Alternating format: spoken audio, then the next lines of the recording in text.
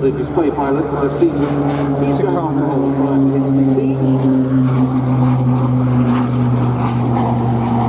And he's going to be followed by a remarkable little aeroplane that forms part of our sort of Duxford base light aircraft that's coming up shortly.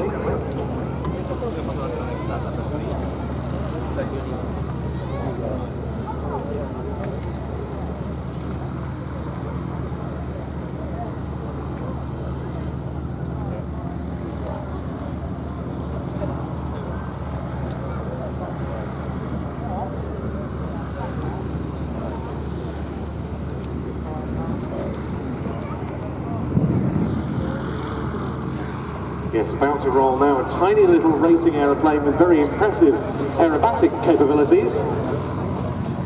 And there it goes, already airborne, the astonishing Levere Cosmic Wind, named Ballerina. That too going off the hole.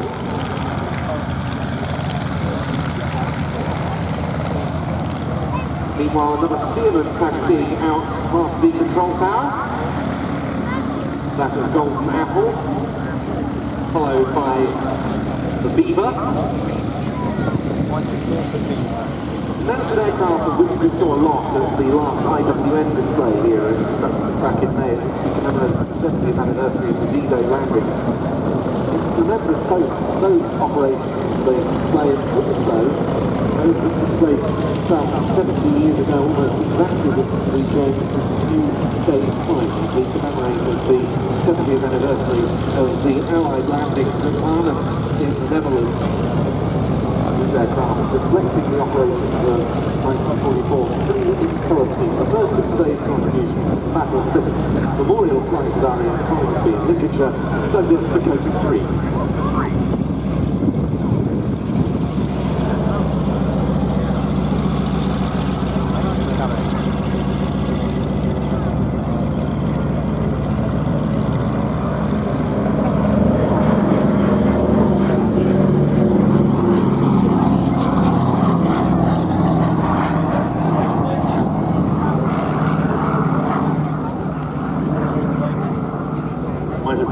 The crewman in the rear waving from the open rear door of this aeroplane. That's the door through which, during the operations of the latter part of World War II, paratroopers would have leapt forth in their hundreds during the major airborne forces operations.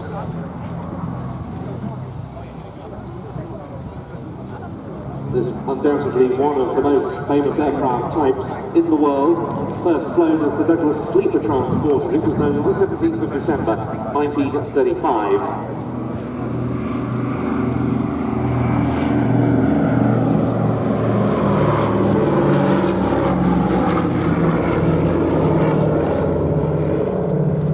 And it's in no way hyperbole to say that this aircraft helped change the world. It helped do so as a commercial airliner before the war, and it helped do so during the Second World War as well, as one of the great transport workhorses in almost every theatre during hostilities. It's a type that went by countless designations.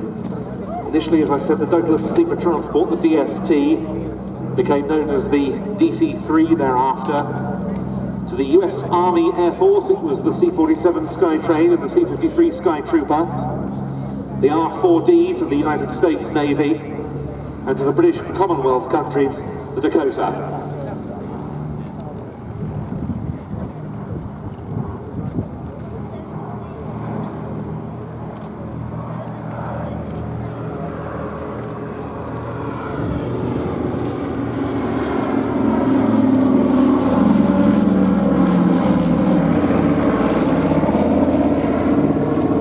On this aircraft, those are from a 233 squadron based at Blake Hill Farm in Wiltshire, a unit engaged in the D-Day landings of June 1944.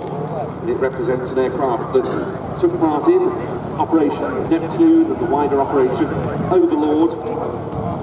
Specifically, the aircraft that this one now depicts took part in the first night of the D-Day operations, dropping parachutists. Went into action again the following day, as so many did, on resupply sorties, and remained extremely busy in the weeks and months afterwards as the Allies advanced. Indeed, number 233 Squadron was involved in September 1944's Arnhem landings. It towed airspeed Horsa gliders in the first lift of the 1st Airborne Division on the 17th of September that year. During the subsequent resupply missions that followed the initial Arnhem landings, 233 Squadron lost 5 of its Dakotas. In for a slower pass this time with gear down and unsure, the crewman once again waving from the rear door.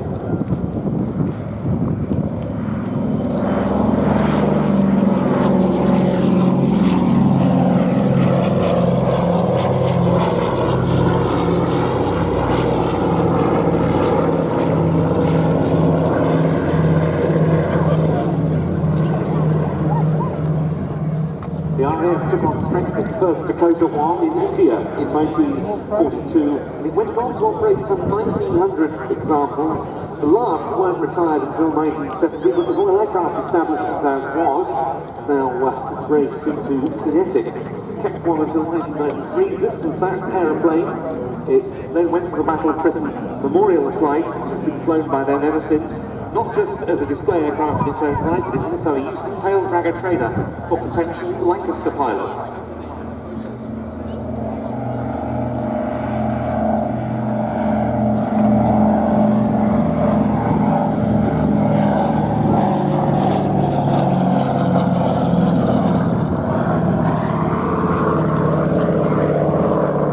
This aircraft, in fact, visited Duxford a couple of years ago, and I managed to get the opportunity to climb on board, and I was intrigued to see that there are autographs on the inside of the fuselage dated during wartime that have been preserved.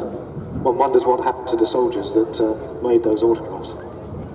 Wonderful aeroplane.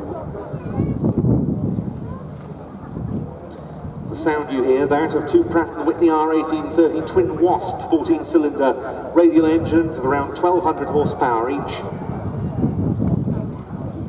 What a sound it must have been when huge numbers of these aircraft went deep into harm's way during the operations that we've commemorated so memorably both at Duxford and other locations this year.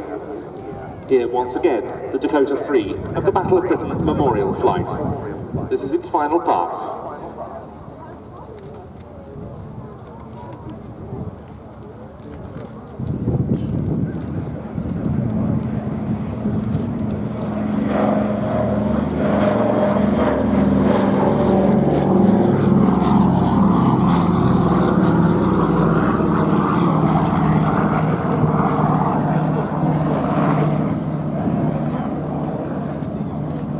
So, more to come from Battle of Britain Memorial Flight later with the Hurricane Spitfire.